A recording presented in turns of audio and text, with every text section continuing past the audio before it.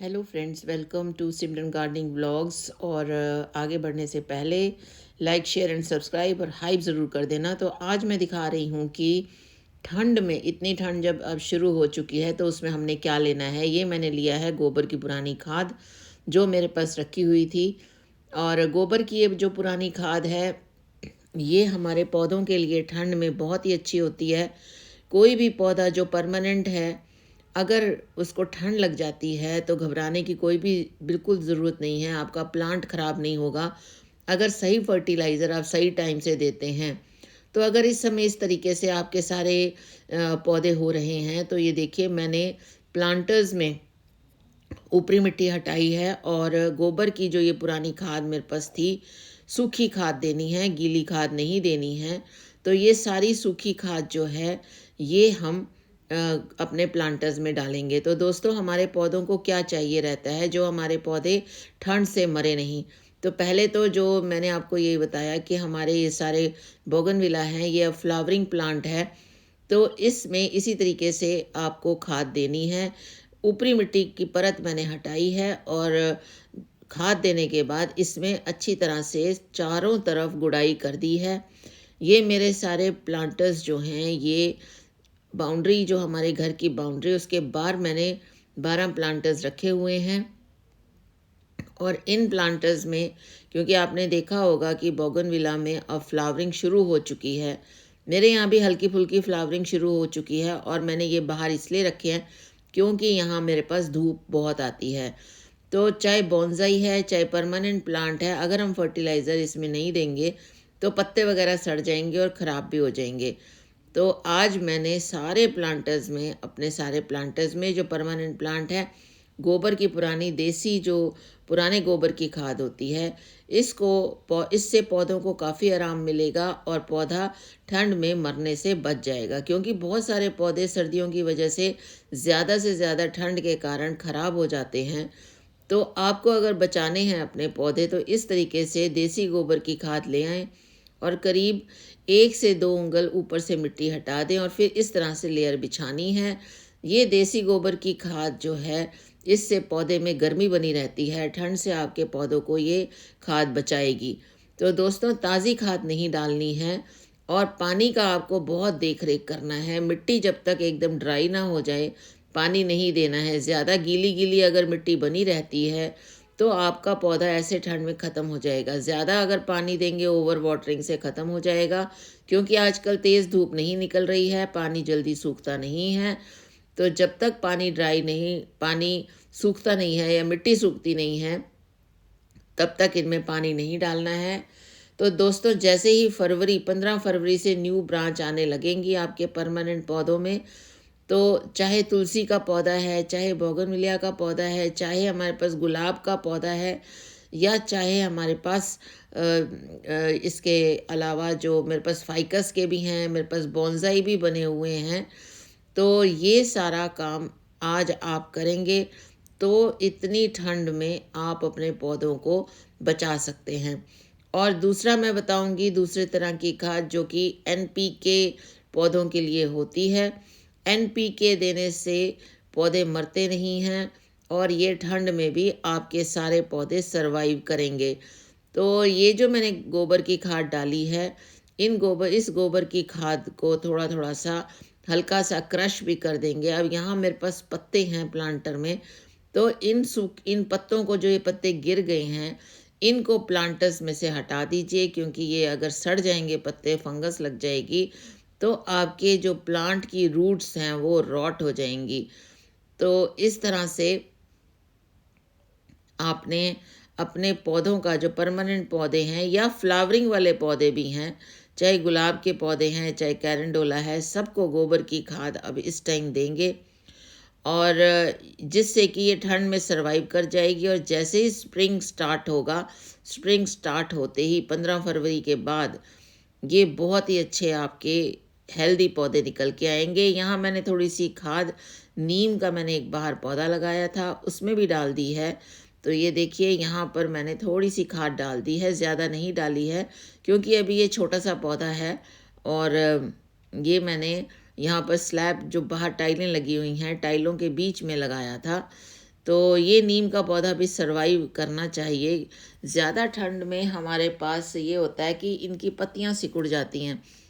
तो इस तरह से अगर आप जैसे ही इस तरह से जैसे ही खाद देंगे, गोबर की खाद सूखी हुई, तो आपके जो पौधों को हैं, ये बहुत ही अच्छी ताकत देंगे।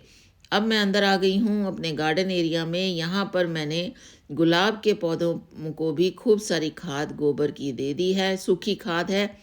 तो ये जो सूखी खाद है, ये हमारे पौधों को, गुलाब के पौधों को ठंड से बचाएगी। पौधा हेल्दी बना रहेगा, खूबसूरत बना रहेगा और इनकी हालत बहुत ही अच्छी बनी रहेगी। तो अगर हमने इनको सर्दी से बचाना है, तो जैसे अभी बताया कि आपको ये एक चीज़ ज़रूर करनी है, इससे 90% हमारे पौधे ख़राब नहीं होंगे, बल्कि मैं तो कह रही हूँ 100% ख़राब नहीं होंगे।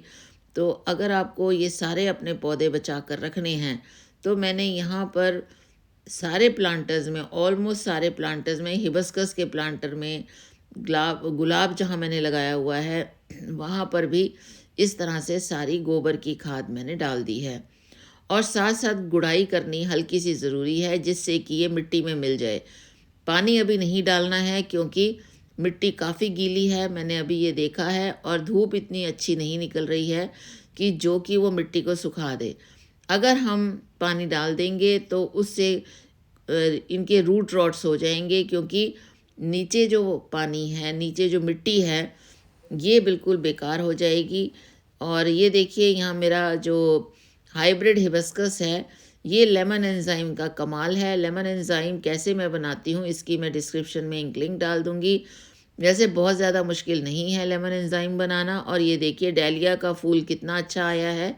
सारी क्यारियों में और सारे प्लांटर्स में अगर आप ये डाल देंगे गोबर की खाद, तो इससे काफ़ी अच्छी फ्लावरिंग पौधों की होगी और साथ में ताकत मिलेगी इन सभी को। यहाँ देखिए, यहाँ गुलाब भी लगा हुआ है, और ये पीला गुलाब है, और ये लाल गुलाब है, और इसके अलावा ये देखिए, ये मैरून कलर का जिसमें कि लाइंस भी हैं। तो ये अलग-अलग तरह के गुलाब मैंने लगाए हुए हैं। और ठंड से अगर इनका बचाव करना है, तो इस तरह से फर्टिलाइज़ करना ज़रूरी है। ये मैंने कटिंग से लगाया था गुलदाउदी, कितने प्यारे फूल आ गए हैं। White, yellow and red colour के मैंने लगाए थे। येलो कलर के आ चुके हैं, और ये पिटूनिया बहुत ही प्यारे लग रहे हैं। इन सब में भी मैंने गोबर की सूखी हुई खाद सभी प्लांटर्स में डाल दी है, लेकिन पानी नहीं दिया है क्योंकि अभी इनकी मिट्टी गीली ही है, सूखी नहीं है। जैसे ही सूखेगी तभी हम इसमें पानी डालेंगे। जैसे हम गर्मियों में पानी डालते हैं, वैसे भर भर के पानी डालने की ज़रूरत नहीं है। और हाँ, स्पेंट फ्लावर्स जो हो गए हैं, उन स्पेंट फ्लावर्स को साथ साथ हटा दीजिए, जैसे कि मैं हटा रही हूँ, जिससे कि वो बीज ना बने। नहीं तो क्योंकि बीज जब बनने शुरू हो जाते हैं, तो उससे सारी एनर्जी जो पौधों की है, वो बीज बनाने में, सीड बनाने में लग जाती है। और फिर इससे क्या होता है कि फ्लावरिंग की ग्रोथ और बडिंग की ग्रोथ रुक जाती है, खासकर पौधों की ग्रोथ भी रुक जाती है। तो इस तरीके से सारे हम स्पेंट फ्लावर्स निकाल देंगे। और स्पेंट फ्लावर्स निकालने से क्या होगा कि पौधा तंदुरुस्त बना रहेगा। ये कैलेंडोला सर्दियों का बड़ा प्यारा फूल है, कैरेंडोला, और इनके भी फ्लावरिंग स्टार्ट हो गई है। यहाँ भी मैंने गोबर की खाद डाली है। और इसके अलावा जो दूसरी खाद है, वो अभी मैं आपको बताऊंगी कि दूसरी खाद मैंने कौन सी बनाई है और कौन सी डाली है। आप भी इस तरह से करेंगे तो आपके पौधे तरोताज़ा बने रहेंगे। यहाँ पर ये पेंजी कॉर्नर है, और ये दूसरा जो वाइट कलर के पौधे हैं, ये आप बताना, स्वीट से इसका नाम शुरू होता है। बहुत ही प्यारे पौधे हैं। मैंने अपनी लास्ट वीडियो में भी इसका नाम बताया था, तो आप मुझे कमेंट में इसका नाम ज़रूर लिखना। और यहाँ पर मेरे पास पर्पल हार्ट्स भी बहुत अच्छे हो गए हैं। अब ये देखिए, ये वाला है दूसरा, जो है NPK कंप्लीट। ये मैंने चाय की पत्ती भिगोई हुई थी, यूज्ड चाय की पत्ती है, और 1 गिलास पानी में ये भिगोई थी, तो ये खूब अपना रंग छोड़ गई है। ये लिक्विड फर्टिलाइज़र आपका NPK तैयार हो चुका है, जो कि बहुत ही हेल्पफुल है पौधों के लिए।